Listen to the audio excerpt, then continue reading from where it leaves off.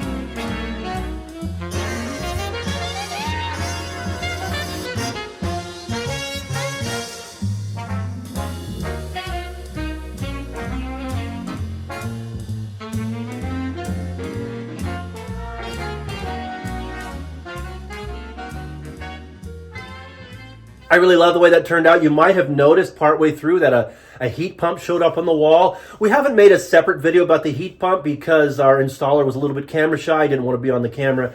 And so we're not going to show you that, but we're really grateful for having the walls insulated and finished and having the heat pump. It makes a huge difference in this room and in Janet's use of this pottery studio, particularly in these winter months that we've had, very cold winter months this year.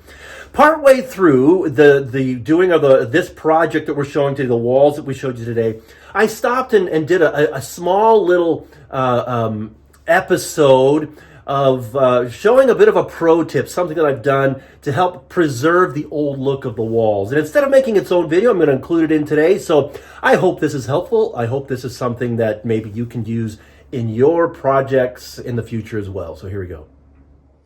So I want to share with you a little pro tip, I guess. I don't know if you call it that, but it's something that I've decided that I've been doing that all in many different places of this barn to help accent and keep the attention on the old wood. I love repurposing. All this wood was in the rafters or the basement or in different parts of the barn, and we're repurposing to put it on the wall. We love the look, and so this still old wood, even though we just put this on today, but old wood has flaws, and there are times when the different parts of the wood don't meet up exactly, or there might be a knot hole like this. It's a beautiful piece of wood, but it has this hole in it. And so what do you do? How do you use that? And so I've developed this little cheat, I guess, or pro tip that to help keep that. So what I do is On the back of that, the other side of this piece of wood, when there's a hole or if there's a gap between the layers, I'll put on the back of it either if there's enough room, I'll put a piece of wood and screw it into the back. But a lot of times there's not enough room for that, so I'll put a piece of cardboard or something like that, and then just take some black spray paint, spray this on there, and then cover the hole with black paint. So when you look at it, you see the hole, but the black paint kind of makes it so that it blends in. You don't see any pink insulation. You don't see any brand new 2x4. I've done this on the subflooring upstairs. If there's a new kind of a subflooring underneath, you don't see any of that. The black paint hides it and keeps the look of the old thing, and it makes it so it looks good. So just a little bit of a pro tip, something for this kind of work. You would never do that in a new house or in a new situation, but when you're using the old wood and you want to keep the flaws because the flaws mean character, this is one way you can make it look good and still keep the character. So a little pro tip. I'm not sure I'd call it a pro tip. You kind of have to be a pro for it to be a pro tip. But I do think it's an interesting strategy, and it's worked well in this barn. I've used it in ceilings, floors, walls, in a lot of different places. And every time it helps keep the focus on the character of the old wood, and I love it. I hope you can put it to good use as well. Now we're going to show you something that we're going to do next week.